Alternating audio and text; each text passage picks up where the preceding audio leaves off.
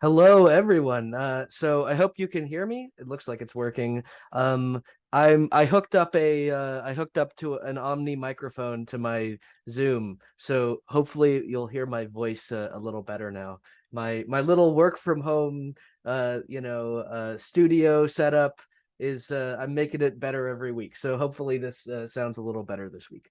Okay. So this lecture, just like I've been doing the last couple of weeks with my short little recorded ones, I'm going to kind of go through the three types of things you're doing on the homework and just give you a little help on that. And that always also becomes a way to review some of the material I talked about in class.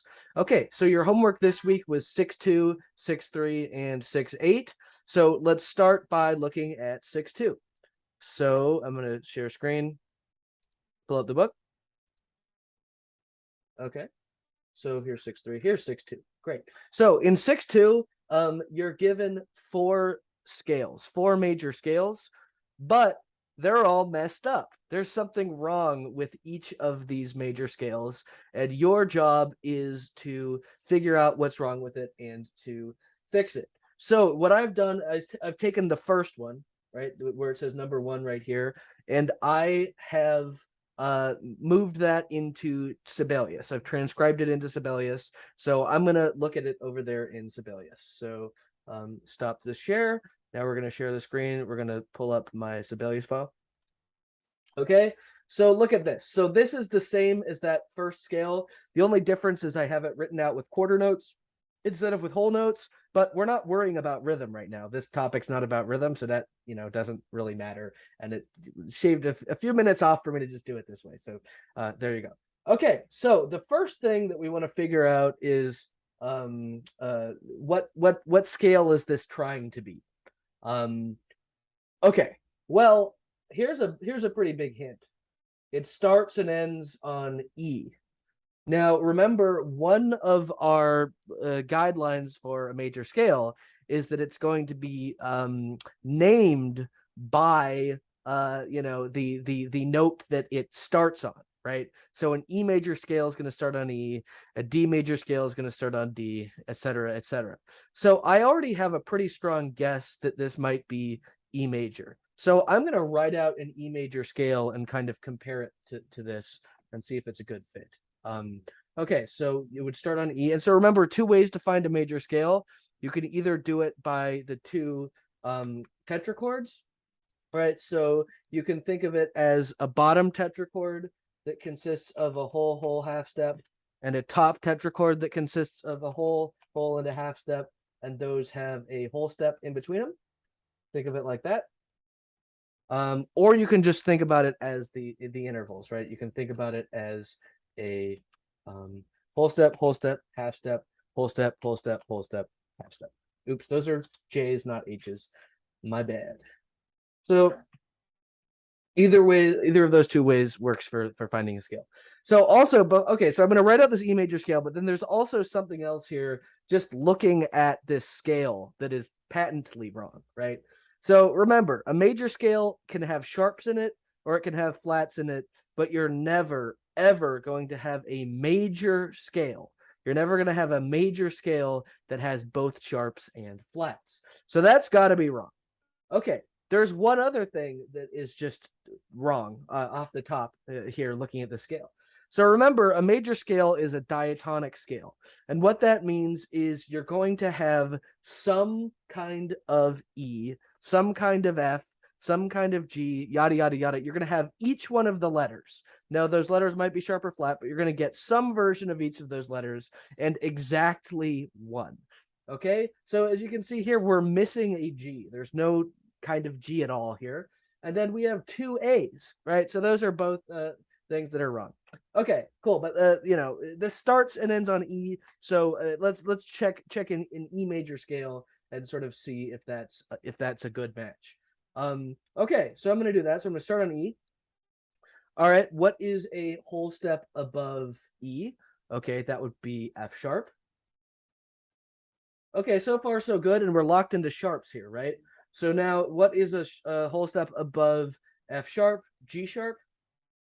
Okay, half step above G sharp, A.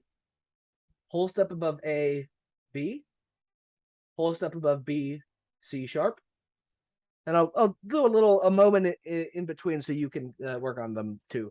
So whole step above C sharp, D sharp, and then finally bring us to the beginning, half step above D sharp, E. Okay, so this would be our bottom tetrachord. Let me see if I can put a little bracket. Yeah, there you go. So that's showing you that's your bottom tetrachord, and there's your top one. You can call this tetrachord. We'll call it T1 for tetrachord 1, and I'll call this T2 for tetrachord 2. Beautiful. All right, so we got an E major scale. Let's compare it. Okay, beautiful. This is almost identical. The only difference is that we have this A sharp, right? So that's the note that's wrong, right? And so our homework asks us to circle the thing that's wrong. I'm going to put it in a box because that's slightly easier to do in Sibelius. So okay, so I circled the wrong note. So what should that note be? Instead of A sharp, or sorry, instead of A flat, it should be the enharmonic sharp note to that, G sharp, right? So if I rewrite the scale like that, we now have the correct accidental. Okay, cool. So that's what you're doing in 6-2. In 6-3, you're doing a few different things, and one of those is put the counts. Remember to put your counts, or else you're going to be very disappointed because I'm going to take off 2 points for there not being counts, and then you're going to have to submit your homework again. It's going to be a whole big thing. It's going to be no fun. So remember your counts. But let's take a look at that. So 6.3. All right. Beautiful. So also remember 6.3 is 2 pages. So you've got this page right here, and then it goes on to the next page. So you're doing this with 2 melodies. So the first thing that you want to do is you want to write the scale that's used, and they tell you. So they tell you the first one's B flat major, and the second one is E major. So you're going to write that scale, and you're going to do what I just did in 6-2, right? You're going to build a major scale, and you're going to use the B flat as the bottom note. So you're going to say, okay, B flat, what's a whole step above B flat? C, what's a whole step above C? D, what's a half step above D? E flat, and so on and so on. You get the drift. Okay, so you're going to write that scale out, and you're going to write it out in both clefs, right? Because you're dealing with both clefs here. If you're still having, some people seem like they're struggling still with bass clef. If that's you, practice your bass clef. Okay, so you're doing that. Then that's going to tell you which notes are modified, right? So there's certain notes that are going to be flat, right, in B flat. I won't tell you which they are because I want you to figure that out yourself. But so then anytime you have one of those notes. So, okay, here is a spoiler. B is going to be flat in B flat, right? So every time there's a B flat, you're going to be putting a flat next to that, right? So here's a B flat that's got a flat next to it. Da, da, da, da, da, da, da. Okay, cool. Here is another one. We don't really need to put that there, right? Because it goes over from the first bar, right? But you do need one here, right? Because that is a new B flat. So you're going to do that. You're going to scan through, look for all the notes that are flat in there. And in this one, right, because it's got sharps in it, you're going to look for the ones that are sharp, and you are going to circle this. Okay. So then also remember, you need to put in your counts, right? So write in your counts for those, right? 1, 2, 3, 1, etc., etc. You got to have those in there to get full credit. All right, so that is 6.3. And then the last thing that you are doing is 6.8, and that is 2 transpositions. In this version of the book, there's 2 versions of the book. I've had this for a while, and I think it's a misprint that they may have fixed in a newer version. But so there's one version floating around where it says that you should. Oh wait, no, this doesn't have a misprint. My version is correct. Okay, well, my version's the newer one. Maybe I'm losing my mind because I remember seeing a version of this that had a misprint somewhere. So there's some version floating around where it where instead of F major, I think it says A major or something like that. So if that's the case, just do what they ask for in the instructions. Okay, so what you're doing here is you are transposing from one key to another. So what are you doing when you're transposing? You're taking a melody from one key and moving it to another key, preserving all the relationships of half steps and whole steps. So why might you need to do this as a musician? What if, for instance, I'm singing like an art song, or I'm singing, I don't know, a song from a musical theater piece or something. And the song is originally like a sort of high tenor song, and I have a sort of a deeper baritone voice, but I want to sing this song, right? But it's not in my vocal register. I need to maybe move it down a whole step, two whole steps, something like that. Maybe the other way around here. So, right, so this is a D major. You need to move it up a little bit to F. Maybe that's because it's written a little too low for your range. You want to move it up a little bit, something like that. So there's a million reasons why you might want to transpose something, but that is just one of those. So I have a very short melody, and we did a transposition in class on Tuesday, beginning of one of them. I've got a short melody I just composed, and I think we should just transpose it using this method. So what we're going to do is we're going to write out the scale for the original key. We're going to figure out which scale degree each note in the melody is, and then replace it with the scale degrees from the new key to generate a new transposed version of the melody. All right, so going back over to good old Sibelius. Okay, share screen. 1400. There we go. Okay, so we've got this little, please move this window away from, oh. It's Excel is being annoying, but that doesn't matter. So we've got this little short melody. Da da da da da da da. Okay, so I'm gonna tell you that this melody is in D major. Okay, so let's write out the D major scale. Okay, half step above or whole step above D is E. Whole step above E is F sharp. Half step above F sharp is G. There's our bottom tetrachord. So whole step, half step. All right, now we need another whole step, half step tetrachord starting a whole step above. So what's a whole step above G? A. So this is going to start on A. So A, whole step above A is B. Whole step above B is C sharp. And then half step above C sharp is D. Okay, so now I'm going to give these scale degree numbers. And also, while I'm here, there's one other thing that I kind of didn't talk about on Tuesday. I'll go over this next Tuesday too. But let me just give you, there's another way of naming these scale degrees that is, it's a lot like these numbers or like the solfege syllables, in that it is a way of naming which degree of the scale it is. But these are a little bit wordier, for better or for worse. So I'm putting up the scale degrees right now. All right, these are just numbers: 1, 2, 3, 4, 5, 6, 7, 8. Okay, so you can also call these, so the first note of the scale, the one that gives it its name, this is the pitch that feels to our ears when we're in this key like it's the home note, like it's the note that, like, oh, I'm at home, everything's so comfortable. This is called the tonic.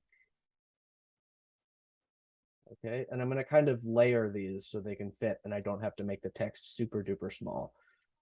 Okay, second scale degree. No, wait, I'll do these in a sort of more no, I'll do them like this. I was gonna do it like, okay, I will do it. Okay, so I'll do them kind of in order, semi-order of like importance. So the tonic's like the most important note in the scale. It's the home note. So if there is sort of an away note, if there's a note that's sort of the yang to the yin of the tonic, the note that is sort of pulls you away so then you can come back, That is the dominant. Okay, cool. So we've got tonic as the first scale degree, dominant as the fifth scale degree. All right, so we call the third scale degree the mediant. Why? Because it's in between the tonic and the dominant. It mediates between them. The mediant. Okay. So then another important one, the seventh scale degree, T, right? So do, re, mi, fa, sol, la, ti. That scale degree really wants to go back to the home scale degree, to one. Ti, do, ti, do, ti, do. Am I blowing out my mic? No, it looks okay. I'm just worried because I'm kind of close to it. Well, we'll hear what this audio sounds like. It'll be an adventure. Ti, do, right? It's almost like it's like if you take two magnets and they're very close together, the one magnet really wants to move to the other magnet. There's this drive that moves it towards the tonic again. So for that reason, because of this tendency, we call it a tendency tone. This is called the leading tone.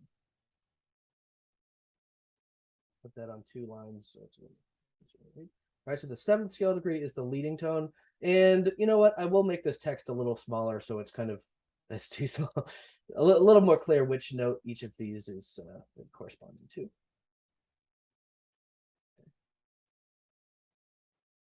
So I know this is a little bit of a digression, but I kind of remembered I never talked about this, so thought I'd do it.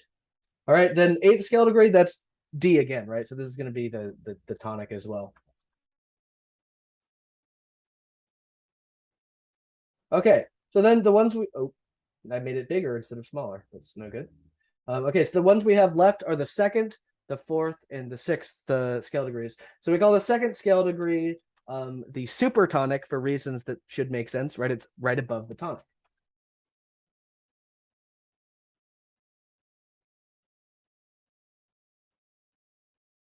Okay.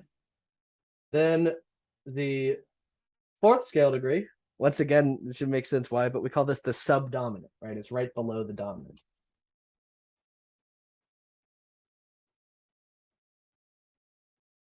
Then kind of the weirdest one, the one with the kind of weirdest name, is the sixth scale degree, which we call the submediant, even though it's not below the mediant, but it's kind of like a secondary mediant, right? Because it's between the dominant and the tonic, but kind of on the other side of the scale. So we call this the submediant.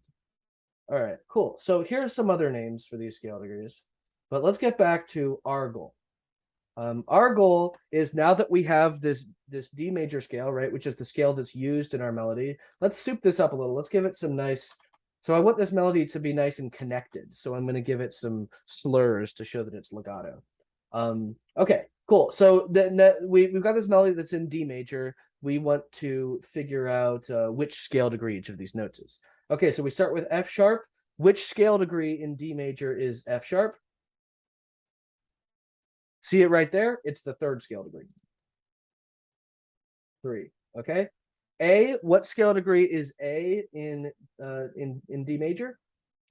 It's the fifth scale degree. It's the dominant. Okay, G is the fourth scale degree. Okay, that's another F sharp. We know what F sharp is, right? F sharp is the third scale degree. Okay, E is the second scale degree, the supertonic. Then back to good old F sharp once again, third scale degree. D is the tonic. It's the first scale degree. Okay, cool. So I want to transpose this to. I'm trying to use a key that you have to don't have to do on your homework, so it's not giving you any. All right, let's do a weirder key. Let's do A flat major. Okay, so transpose to A. We need a flat sign. Give me my flat sign. Beautiful. A flat major. Whoa, that's okay. So I'll just put. So if I just put transpose to A flat, that means A flat major. If it's minor, you have to write minor after it. And this takes a moment to fix, and I don't want to take the moment to fix it. In Sibelius, when I put in a flat, it switches me to this font. It's a little annoying. But okay, cool. So we're going to transpose this melody to A flat major. Step 1, we need to write out the scale for A flat major and figure out which each note which scale degree it is. Okay, so A flat major is going to start on what scale degree? A flat, right? It names the scale degree that it starts on. Okay, so then I'm going to make two tetrachords that are whole half with a whole step in between. So A flat, whole step above A flat, give you a second. B flat, whole step above B flat, give you a second. C. Okay, now we need our half step. What's a half step above C? D flat. I don't need to show that flat. We natural. We know that's natural. Okay. Whole step above D flat is E flat. Whole step above E flat, F. Whole step above F, G. Half step above G is A flat, and now we're at the top of the staff, so we need a ledger line on that. Okay, cool. So now I'm going to put in our scale degrees here. I'm going to put them as expression text so they go at the bottom.